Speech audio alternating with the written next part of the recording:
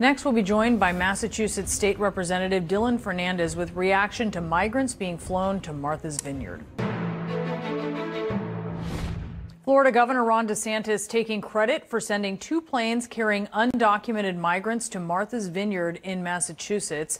The statement from his office said, quote, Florida can confirm the 2 planes with illegal immigrants that arrived in Martha's Vineyard today were part of the state's relocation program to transport illegal immigrants to sanctuary destinations. An estimated 50 migrants arrived on the island Wednesday afternoon. Local officials were not notified ahead of time, and the community scrambled to accommodate them. Joining us now is Democratic State Representative for Martha's Vineyard, Dylan Fernandez. He is on the ground helping set up shelters for migrants.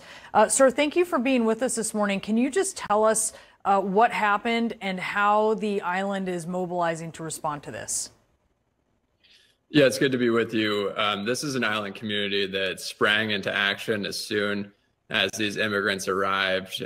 We put together shelter, we put together 50 beds, food, water, healthcare services, and have been marshaling resources around interpretation services, immigration attorneys, trying to get people the help and support that they need.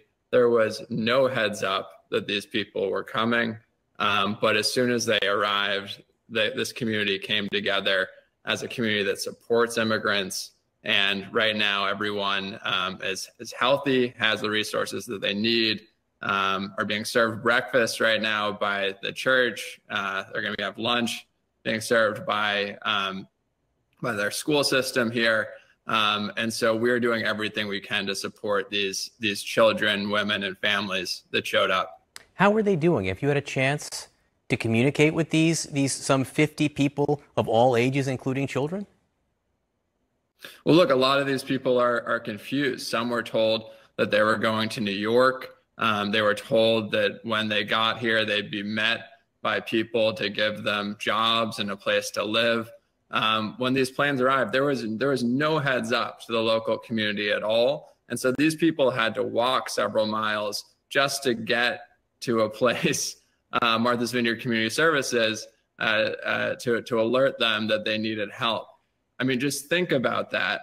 Think about the governor of Florida, one of the largest states in the nation, spending his time hatching a secret plot to ship up 50 immigrants here, families, children as young as 4, and use them as political pawns just so he could get on Tucker Carlson and beat his chest about how he's tough on immigration. He is a coward. And the real story here is about the island community that has rallied to come together to support these people. They represent the best of what America has to offer. And look, there are people who live on Martha's Vineyard year round. It's also a very exclusive vacation destination, and it's made famous by the fact that former President Obama has a very luxurious property there, as do a number of well-known people. Why do you think the governor chose Martha's Vineyard? Well, he chose it just as a political talking point. The truth is, this is an island of immigrants. A third of our school system here is minority. We have 20% of our students here who are ELL students, English as a second language students. The growth in population here over the past decade from the last census is almost entirely from immigrants. This is an incredibly diverse and welcoming community. We always will be. And we're going to continue that tradition. Representative, and so, I'm so sorry, I didn't mean to interrupt. I was just reading some of the things you've been writing over the last several hours. And you've been talking about the faith of some of the people who've been making these decisions. What do you mean exactly? Well, look, we have, a person here and Republicans who claim to be of the Christian faith, that claim to be wanting to help one another, help the most vulnerable, and to ship families here, children here on a lie and use them as political pawns is a truly inhumane thing to do. What is humane is our local church here, St. Andrew's Parish, that put these people up, that is housing 50 people overnight, that is serving them breakfast this morning. We are helping our neighbors here. We are helping the most vulnerable. And we're an island community, and we're a state in Massachusetts that is proud to do that. State Representative Dylan Fernandez, we appreciate you being with us this morning, and we'll keep an eye on this story as Martha's Vineyard is obviously figuring out this process of accommodating these migrants that they were not told were coming. Thank you. Thank you. Florida's Republican Governor Ron DeSantis taking credit for sending 2 plane loads of asylum seekers to Martha's Vineyard without notice, leaving Massachusetts officials scrambling to find them shelter. The governors of Texas and Arizona have bused thousands of migrants to other states in recent weeks. This is history. All of your documentaries are about history. Yeah. But all of them also make you think about where we are now. And we woke up to the news this morning that Governor Ron DeSantis of Florida sent 2 plane loads of migrants to Martha's Vineyard off the coast of Massachusetts, including kids and whatnot. And I'm not saying this is not a one-for-one. This is not a parallel here in any way. But it does address some of the same themes that are part of this documentary. Well, it's the abstraction of human life. It's basically saying that you can use a human life that is as valuable as yours or mine or Lynn's, and to put it in a position of becoming a political pawn in somebody's authoritarian game. This is the coming straight out of the authoritarian playbook. This is what's so disturbing about DeSantis, is to use human beings, to weaponize human beings for a political purpose. It's like when somebody disagrees with him in Florida, like the Walt Disney Company, he punishes them. This is not the actions of a person participating in a democratic process in which there's an exchange of ideas. This is about punishing political enemies, putting on political theater. And in this case, this is with the lives of human beings. And what's so ironic is these are Venezuelan refugees, which DeSantis should be supporting because they're trying to flee the corruption of a left-wing government and all of the pain there. And so the level of cynicism is beyond that. And what we find in all our films is that the themes that we engage in the past are present today. And so when you look at the story that we're telling of the U.S. and the Holocaust, you understand that the time to save a democracy is before it's lost. We promise you. Also this, an immigration battle escalating near the vice president's doorstep. Buses of migrants sent from Texas dropped off just feet from her residence in Washington overnight. And this happening a day after officials on Martha's Vineyard were sent scrambling after dozens of migrants unexpectedly arrived there. The office of Florida Governor Ron DeSantis says it was he who sent 2 planes to the Massachusetts island with more than 50 migrants on board. You see a picture there. CNN Steve Contorno live in Washington. Steve, you have this happen at Martha's Vineyard. I saw a group of migrants dropped off in front of the vice president's residence here in D.C. this morning as well. What's happening? Well, the governor of Florida has been promising for months, really, that he is going to do something about the migrants that he sees at the border. He's worried about them coming to the state of Florida. You know, there are so many migrant communities and communities from Latin America and South America already here. And he has been threatening for months, saying that if the Biden administration doesn't act on immigration, then he is going to send he's going to do what all these other Republican governors have done, like Governor Abbott in Texas, and start sending these people into Democratic strongholds and sanctuary cities. And that's what he says he is doing here. Manny Diaz released a statement in which he said, quote, "There is nothing that DeSantis won't do and nobody that he won't hurt in order to score political points.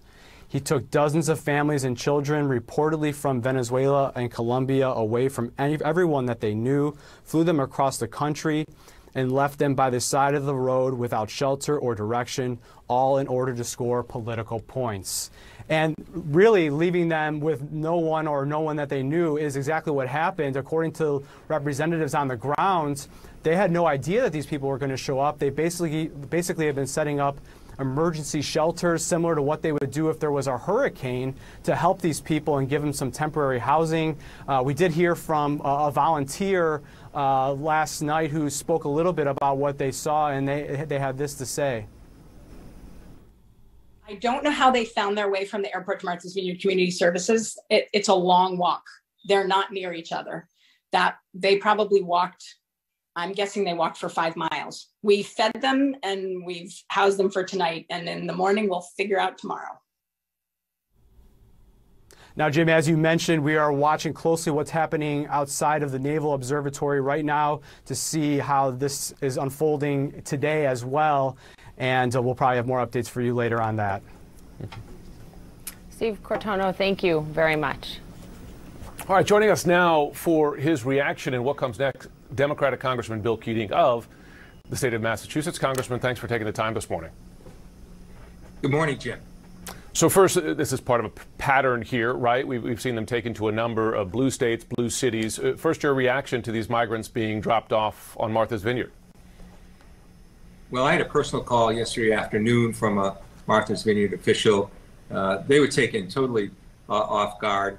A private chartered plane, evidently there were 2, not cheap, was on the island, and probably 50, first plane 25, next plane another maybe 25 people were there, and they didn't know what to do. I had no idea. And they reported to me that these people got off the plane, men, women, and children from Venezuela, as they told me, and they had a map or instructions in their hand where they would get housing and jobs, and it was a vacant parking lot, the destination. And we contacted our governor. In fact, Jim, this is interesting. This is a tale of 2 governors, 2 Republican governors.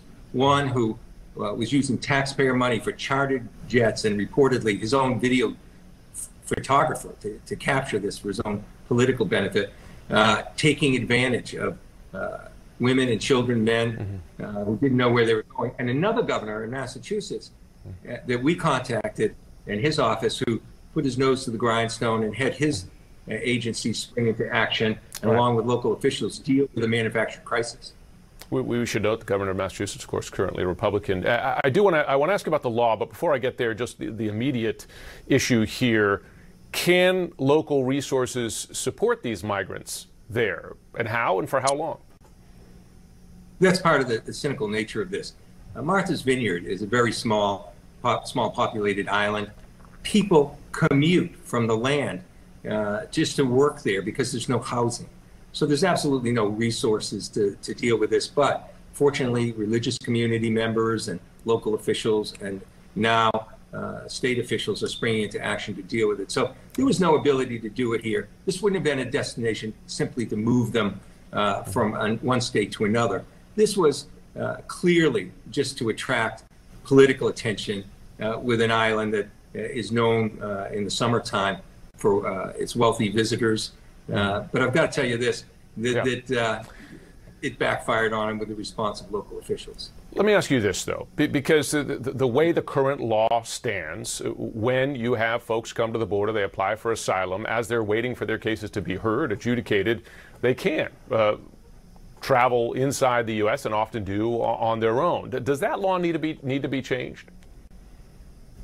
Well, I think the whole system, obviously, Jim's broken, and we could deal with issues if we could ever get together, particularly on the Senate side of things.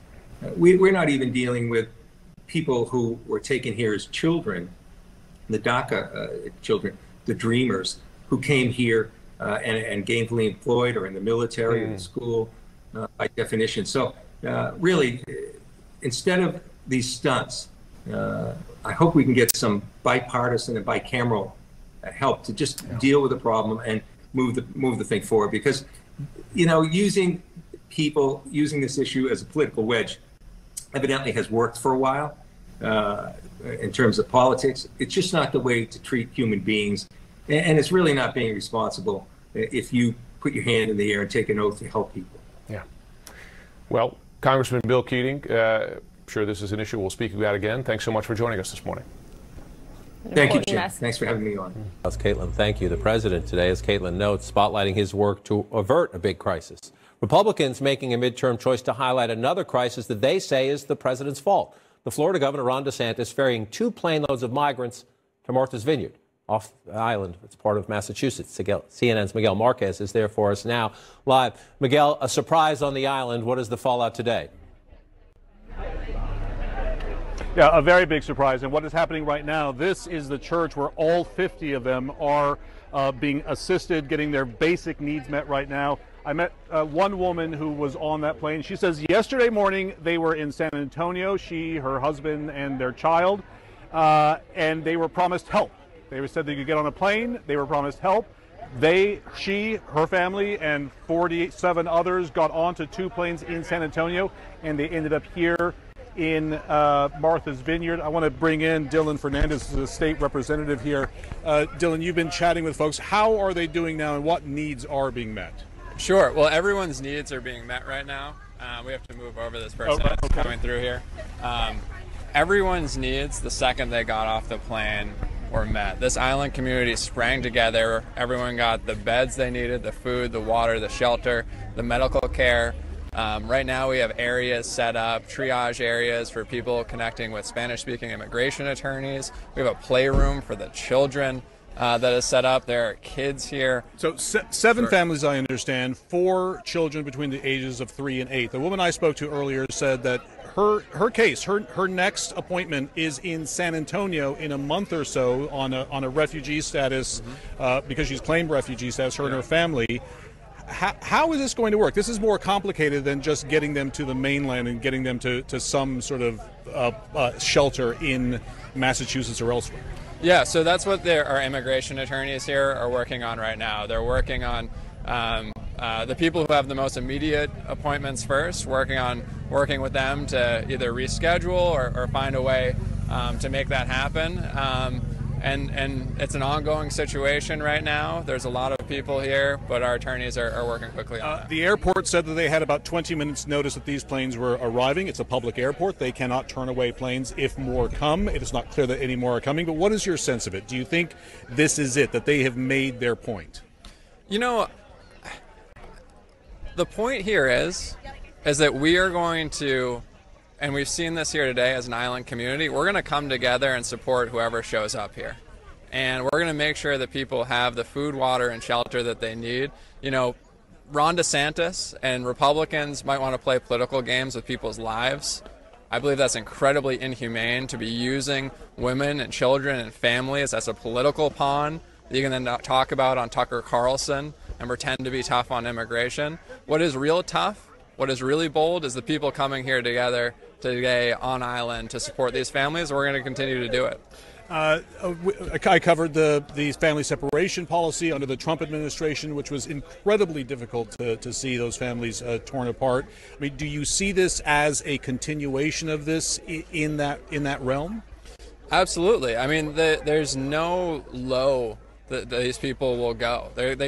They'll keep going lower and lower, and they're willing to use humans, children, women, families, as political pawns for their own game. It is depraved, it is evil, it is wrong, but what makes America great is what we see here today, which is an island community and a state in Massachusetts is coming together to support the people here. All right, sir. Thank you very much. John, I'm going to send it back to you. The emergency management for the state of Massachusetts is coming here as well to help coordinate a lot of the care for these people from today and forward. Back to you. Miguel, before I let you go, I don't know your physical restraints there, but if you could just walk around, to the degree you can walk around a little bit, just to give us the scope. I have been to Martha's Vineyard many times. I know where you are, but just so our viewers can understand what's being done here.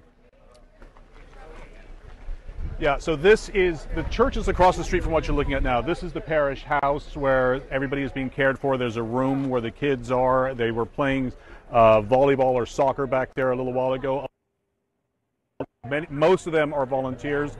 Some of them are immigrants who arrived here yesterday, and they are setting up basically tables to receive goods. They have tons of volunteers to bring people in so that they can help out with everything going forward.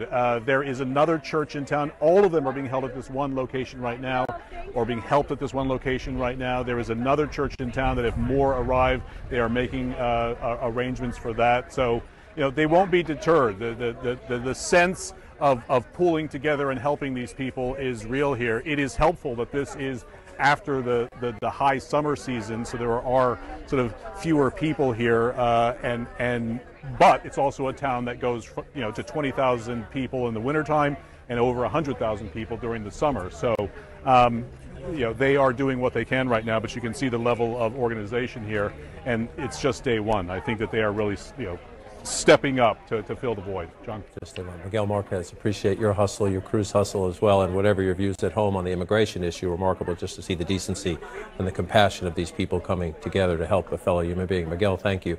And on this immigration story, you see the powerful pictures. Miguel Marquez there. There are also some migrants dropped off in front. I drove past them today. And again, whatever your views on immigration, compassionate people bringing food, water, ice, and some snacks to migrants dropped off here in Washington across the street from the Naval Observatory where the vice president lives. Whatever your views, just thank God there are nice, compassionate people to help these families out. A lot of children in the crowd there. The question is, Republican governors say they're doing this to get attention because Joe Biden and his administration have failed on the border. There's also no question, this is Kari Lake, the Republican nominee for governor in Arizona. Republicans think this helps them come November.